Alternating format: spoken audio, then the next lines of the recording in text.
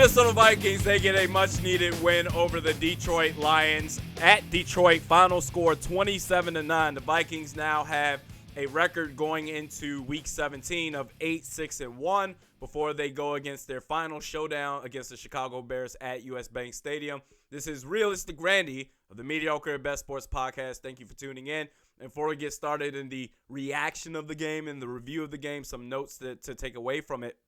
What was interesting is I woke up on Sunday morning extra groggy and just kind of disoriented a little bit. I guess that's how a lot of people are when they wake up. Didn't get much sleep on Saturday night into Sunday morning.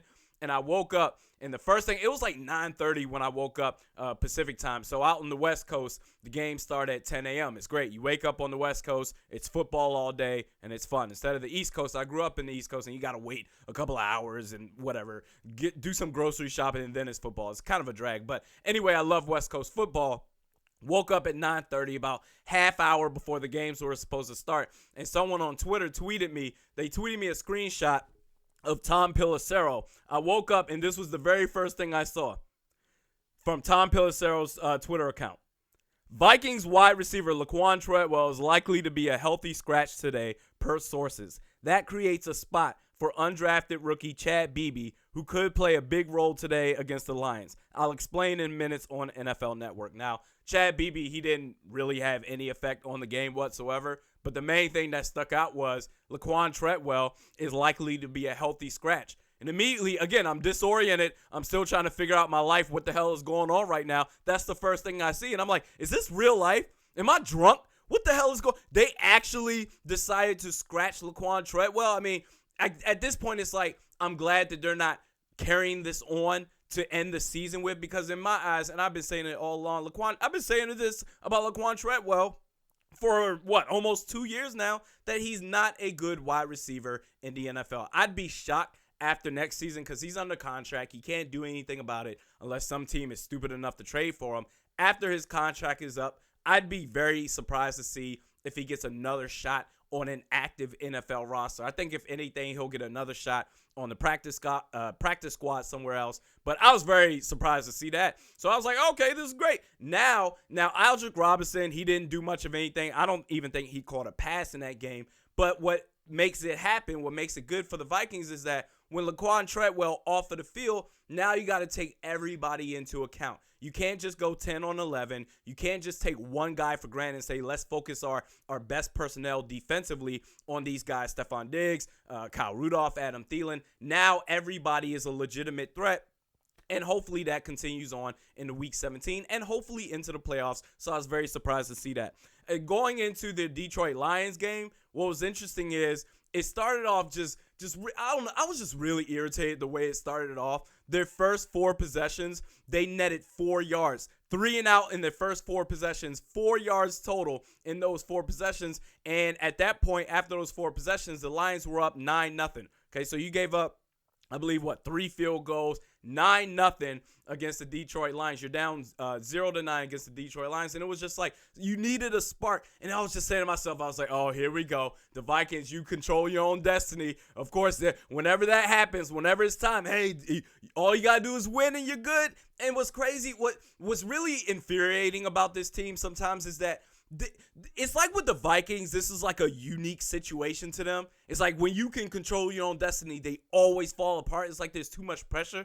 But if you're trying to go into the playoffs and make a run, or if you're trying to win a championship, all these other teams, they got to go through it too. How many other teams where it's like, you got to win this game, you control your own destiny, and they win games, okay? And you're not going to win every single game, I get that. But when it comes to the Vikings, it's like they can never overcome that big just monkey on their backs where it's like, hey, here it is. You don't forget everybody else. You don't need no help. Just win, baby, and you're good. And they always fall apart. And that's what it was trending towards, especially in those first 4 offensive possessions for the Vikings. And then their final 2 possessions before the end of the first half, everything just looked up Vikings. It got to a point where, and look, the running game was crap. The offensive line was absolute garbage. They needed something. And then finally what sparked that was what? This was on that fifth possession. The Vikings offense came to life with a deep pass to Adam Thielen. This was on 3rd and 17. 3rd and 17. And normally with Kirk Cousins and this offense, and quite frankly, a lot of teams in the NFL, what you see is 3rd and long, what they do, especially if it's beyond 3rd and 10, but 3rd and super long, I guess, they throw the check down pass. Oh, let's just get a little bit more room for our punter to work with. But no, screw that. Kevin Stefanski dialed up a deep pass play for Adam Thielen. 3rd and 17, and you throw it to Adam Thielen, a first down conversion for 40 yards. And that's what started to spin the cycle a little bit for this Vikings offense.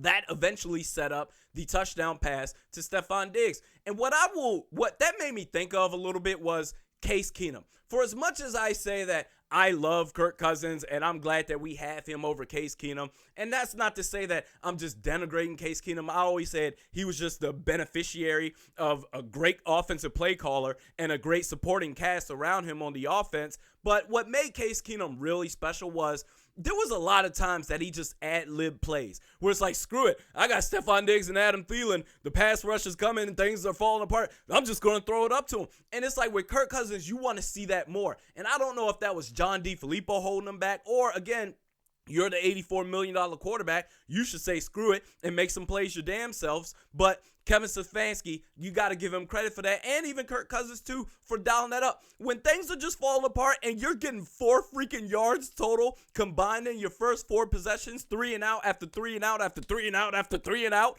you need to say screw it. I'm just going to throw it up. Let your best receiver, let arguably the best tandem receivers in the league make a play. Let them make a play. You got to ad-lib sometimes. So anyway, that 40-yard play to Adam Thielen, that's what turned things around for this Vikings offense to say, okay, after a while, if things aren't working out, just throw the deep ball to them.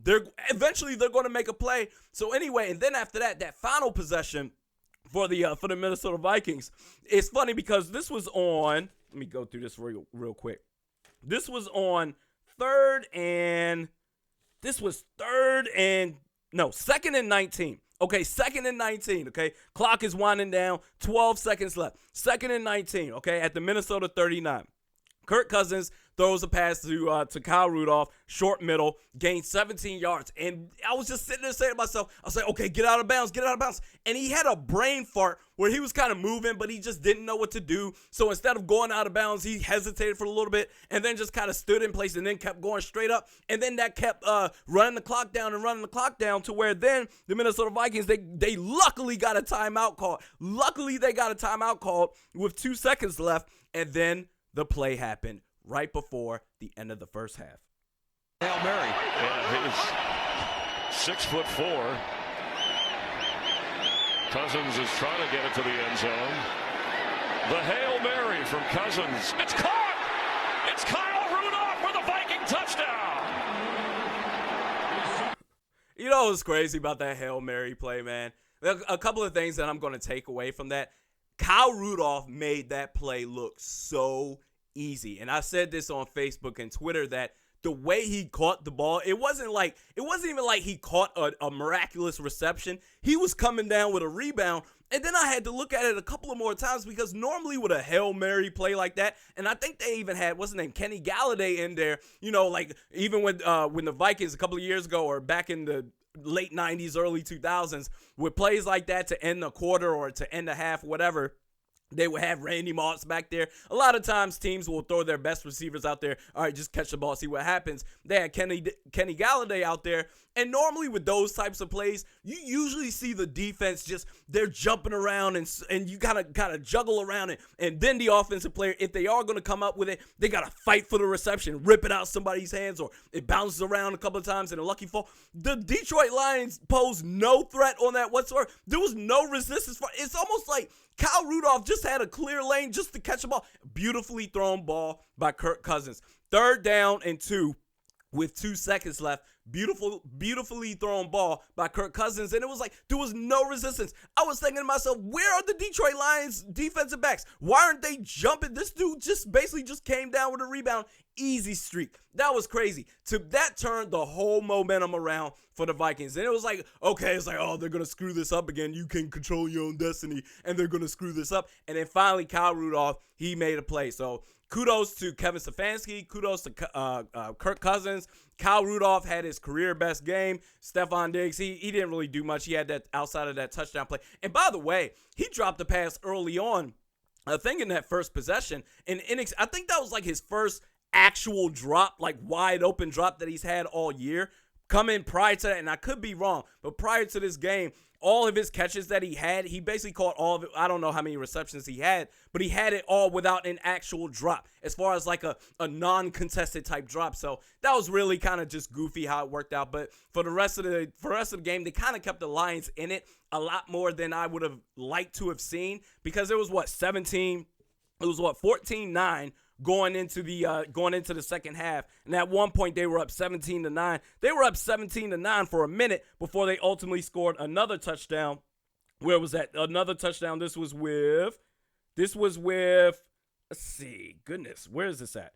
Okay, this was Kyle Rudolph again. So Kyle Rudolph got another touchdown and put them up 24-9. That was crazy, man. So, hey, good stuff to them. Dalvin Cook ended up taking over. The running game ended up taking over after that. And then the offense started flowing after that. As far as defensively, hey, the front seven or the front six, depending on the looks they had, whether it's nickel package or traditional 4-3 sets, they did a really good job. They brought consistent pressure. Danielle Hunter and Harrison Smith, they did really good in the running game. Of course, they did well in the passing game as well. But Eric Wilson, he balled out, man. Eric Wilson filled in for Eric Kendricks, and he balled out. This dude had, let's see, bringing up his stats right here. This dude, Eric Wilson, and by the way, for all the times I say, oh, well, if we lose Anthony Barr, like, don't forget about Eric Wilson, okay? He hasn't had the greatest of years, but the greatest of plays this year, the opportunities that he has had in the preseason, he was really good. But this game was a standout game for him, and you can get him on the cheap, and if necessary, you can get somebody in the draft. This dude, Eric Wilson, he had 9 total tackles. He had a sack, 3 tackles for losses, and 3 quarterback hits. He was all over the place. He balled out, man. And then Holton Hill, he was super sharp in pass coverage again. And that's interesting. Something I want to bring up about the defensive backs. Our cornerbacks, man, Holton Hill, I would say it's a tie between Holton Hill and Trey Waynes as our best cornerback right now. You can go either way, 1 or 2. Mackenzie Alexander, he's our 3rd best. And quite honestly, Xavier Rhodes has been our worst cornerback all season long. He's been the worst cornerback for the Vikings, quite honestly. All right. You know what? No, I take it back. He's been slightly better than the few plays that Marcus Sherrills had to go out there. Okay, so you're slightly better than Marcus Sherrills, but he's been our worst cornerback. And you know what's really crazy about this dude? He's been terrible. He's either given up receptions or given up penalties. And not early on, but later in that game against the Lions, gave up a big-time play, a big-time reception. I don't remember who caught the pass, but he got beat by his man. And right before the dude caught it, he was like, oh, I don't know if Xavier Rhodes was really, really hurt. Maybe he was, maybe he wasn't. But all I'm saying is that I find it really coincidental that every time Xavier Rhodes gives up a big play to a receiver, I'm hurt, or I need attention, to where players got to come around you, say, oh, are you okay? You need help off the field. And then like 2 minutes later, he's either laughing on the sidelines or he's right back on the field as if nothing happened. I've noticed this for the last 2 seasons, this season and going back into 2017, where it's just like, dude, like if you get beat, just get beat. But it makes me think of Darrelle Revis not even a couple of years ago, about 8, 9, maybe 10 years ago with the New York Jets. You remember Darrelle Revis? Revis Island, this dude is hot stuff. And if you go up against Darrelle Revis, he's going to absolutely shut you down. And he talked a lot, and he did. And this was back when Randy Moss, when he was on the Patriots. I followed Randy Moss forever. I've been a Vikings fan because of Randy Moss. But even when he left to Oakland and New England and back to Minnesota and then back to Tennessee and then to San Francisco, I followed this dude everywhere. And I'm just like, I want to see him succeed. Went to New England, and I remember this one game. This was when Rex Ryan was the head coach for the Jets. This dude before the game, and I think this was, I don't remember if this was at New York or this was at Foxborough, but before the game, all week long, Darrelle Revis talked about how Randy Moss was a slouch. Oh, he's just a slouch. He's nothing. He's past his prime, blah, blah, blah, blah, blah. Fast forward into Sunday, that following Sunday, Randy Moss goes up to seam, and Darrelle Revis one-on-one, locked in on him. You're locked in on the slouch. Randy Moss goes up the seam, catches like a 40-yard or a 50-yard bomb, a one-handed bomb, right? A one-handed bomb. He beat Darrelle Revis. He could have caught it with two hands. He caught it with one hand like he was just simply having fun out there. A 50-yard, 40-yard bomb, one-handed touchdown grab for a touchdown. And Darrelle Revis, immediately after Randy Moss caught that pass, Darrelle Revis, I'm hurt. Oh, my hamstring, and I'm just hurt. That brings me to Xavier Rhodes, man. I just don't understand. He's had a terrible year. He's been our worst cornerback. I've seen a couple of people say, well, should they trade him? I don't know if I would trade him. I wouldn't be mad if the Vikings did because, again, this is one of those. Whenever you see a cornerback fall from grace, like, for instance, any cornerback that's like hot stuff and they're the bleeps and they can do no wrong and they're one of the best in the league, and then all of a sudden they take a dip like Josh Norman. I don't know if it was a scheme for him or what, or even Richard Sherman. Actually, no, Richard Sherman, he's been okay. He hasn't had that super drop like most other corners have, but you see it all the time. Nnamdi Asomugha, when they have that drop, they can like never recover. So I wouldn't be upset if they traded Xavier Rhodes, especially when you consider I think you're in good hands if you have to go with Holton Hill, Mackenzie Alexander, Trey Waynes, and then Mike Hughes. He'll be back next year, okay? Mike Hughes, he's going to be back. But Xavier Rhodes has been our worst cornerback, and if you're going to save that money and if you're going to bring Trey Waynes, I wouldn't be mad if they did it. But if it was me personally, I would say, all right, let's give him one more year. But it's just, I don't know if the dude's really hurt or not, right? All I'm saying is it's really, really coincidental that every time you get beat, oh, I'm hurt, I need help. I think if you're faking it, because again, it's like the boy who cried wolf, because if he is hurt, it's like I can't take you seriously because you've done this so many times to where I feel like he's faking it half the time, quite honestly. Outside of that, the only other things that I was annoyed at in that game against the Lions was it seemed like the refs were just raining flags left and right. And I've noticed this across the NFL where it's like the referees, they just stop all momentum and all the energy with games, man. It's like every other play, especially if it's a big-time play or a nice grab or a first down or something where it's like, oh, man, that was so exciting. Flag. And then you just get deflated and you're just like, oh, okay, what are they going to call this for? Okay, that didn't count. It seemed like that was going against the Vikings a lot. Sure, a lot of it was being undisciplined, but I just don't like it, man. It's like and I'm conditioned to the point now where it's like, if a big play happens, I'm like, all right, where's the flag? I don't even want to get excited anymore. And that's just shame, man. It shouldn't be that way. Other than that, the only other thing that I was annoyed with was Mike Zimmer calling the timeout with 7 seconds left before the 2-minute warning in the fourth quarter. 3rd and 1, in which the Vikings would have converted on 3rd and 1 with Latavius Murray, but Mike Zimmer called, you're up 18 points, dude. You're up 18 points. The game is over. What are you calling a timeout for that point?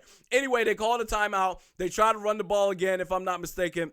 They tried to run the ball again. It was like -6 yards. Turnover on downs. Mike Zimmer and this dude's clock management has been abysmal for his entire head coaching career. He needs to get it together, because if you're going to go into the playoffs, you can't have those types of gaffes when you go into the playoffs and if you're trying to win a championship. Championship head coaches, championship teams don't do that. So anyway, the other thing is, as far as now what we're looking at, because the Vikings could have clinched on Sunday with that Lions win if only the Eagles had lost. And it looked like they were going to lose until they ended up making that comeback. Jake Elliott made the field goal to end the game, led by Nick Foles, or AKA, I can't really say the nickname that they give him. I'm just going to abbreviate a little bit or modify it a little bit.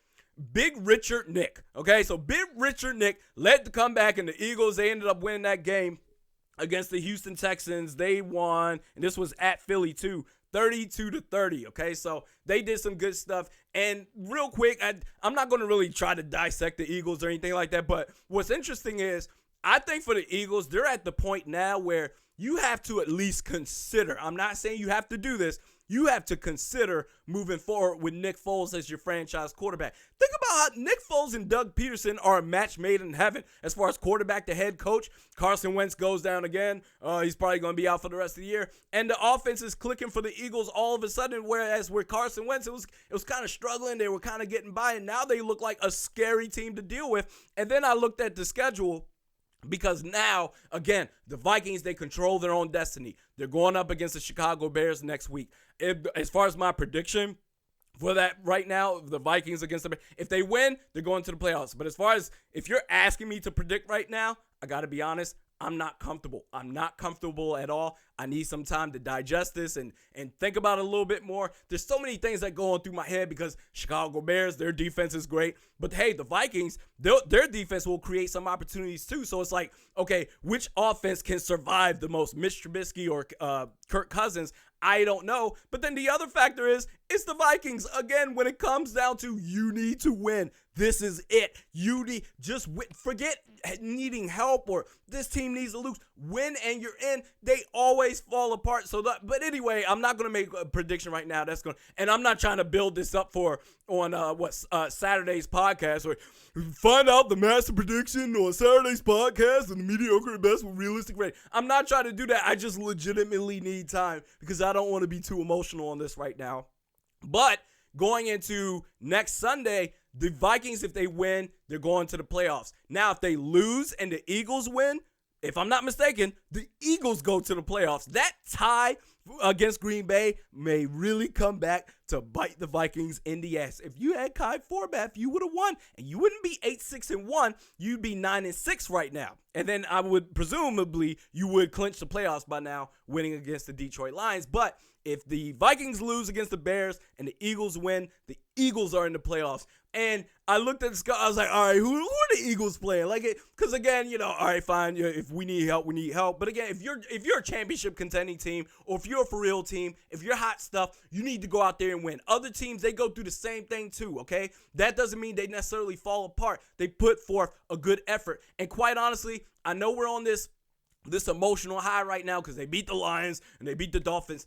Hey, look, you beat the Dolphins. They were 7-6. You finally beat a team with a winning record at the time of play. But the Dolphins ain't no damn body. They're not for real. And the Lions aren't for real. This Chicago Bears team, they are for real. They're a really, really good team. We saw that a couple of weeks ago. The defense, they'll present some issues for us, but our defense will present some issues for them. But you need to it's going to be at home. You need to show up, okay? This is a real team. All these mistakes and clock management and 4 yards and your 4 net yards in your first 4 possessions, that's not going to cut it. That's not going to get it done because other teams, other good teams like the Chicago Bears, they're going to capitalize on it. But I was looking at the schedule for week 17 for the Eagles. I was like, who they play? All right, let's see who they play. They're playing the Washington Redskins at FedEx Field. And newsflash, they're going to beat the Washington Redskins straight up. They are going to win. The Eagles, they are on fire right now. They've won 4 out of their last 5. They are on fire. Their offense is clicking. Their defense is picking back up. Hey, this is team. They are going to win. They're going to beat the Redskins, and you need to presume that they are. Now, having said that, what are you going to do, Vikings? What are you going to do? I'm not going to predict it now, but I got to tell you, I'm terrified, man. I'm terrified. Go out there, win. Put your big boy pants on, go out there and win. Show what you're really about, and we'll see. But anyway, I'll make my prediction on Saturday's podcast. Normally, I do this on Tuesdays, but I realized, I was like, wait a second. Tuesday this week is Christmas, and then not only that, Tuesday after next is New Year's, if I'm not mistaken. I'm like, I'm not doing no podcast on Christmas and New Year's, and you don't give a damn to listen to podcasts on Christmas and New Year's. So anyway, next week it will be on Monday as well. We do this twice a week. Mediokr Best Sports Podcast with Realistic Randy. You can subscribe to this. This is the 1500 ESPN show on Tuesdays, normally on Tuesdays, but this week and next week on Mondays. The other podcast on Saturdays, just search Realistic Randy on YouTube, and we'll see you then.